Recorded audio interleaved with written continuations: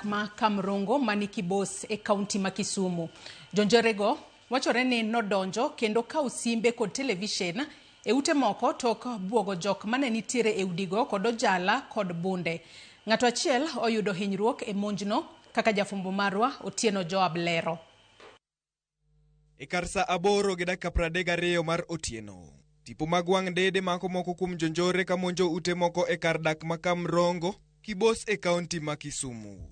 Jonjorego omanore kod ojalo ka tipogo nyiso kaka gilwar achiel tok machielo e rangach mar kuonde dakgi. Gidonjo achiel kachiel nyaka e ot moro maonge luoro kata matin.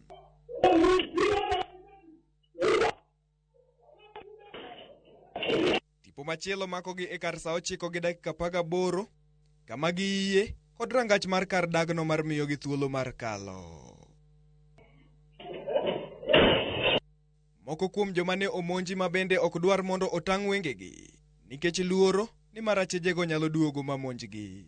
Achiel kuom jok manomonji golero kaka jonjorego manomanore kod gige lweny nobwoge kendo miye siem ni kik ogo koko ni marachiel kuom gino negi e kar dakno. Kendo olero kaka monjno notimore.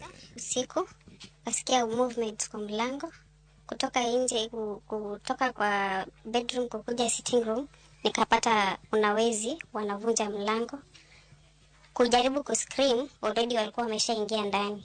Ndio wakaniforce niwapatie simu, wakachukua simu kwa nyumba na wakang'oa TV wakaenda nazo. Na walikuwa wananiambia kuna mmoja wetu juzi ameuliwa hapa na ukisijaribu kupiga kelele tutakushoot. Monjo nogo. Ng'at machielo bende lero kaka jonjorego nobwogo ngimane tok ketho kendo donjo e hode. Kama ne gikawo simbe mag-gi kaachiel kod TV mane ni e odno. Toki to ne giwuok kod ng'wech. Nyako mane an godo e ot ema nokwongo winjo movement margi kapok gichopo e ot mane gidhi kweleno. Bang' ka ne osechiew ema ne gisefwenyo ni osechiew. Koro ji ariyo noringo malo e odno to toyo kio mag dhot to turo dhot to donjo seche mane giwe ng'ato. Bang' nena koro ne gibwoga mana, ne gichako bwoga gi opanga. Bang' mano to nyawadino owito ne gimoro machalo bunde. Jodak golero ni ma ok thuolo mokwongo ma jogo monjo kar dakno, kama chielo bende notimore mana kinde machuok mokalo. Bende gisemedo ni gitiyo kod apisas mag obila mawuok e tesend obila machiga. Mak mana ni bor mar kanyo ok osemiyo gichopi e wang' sa. Ma e chal mar ute manomonji kaka ne giketho kendo gidonjo e odno.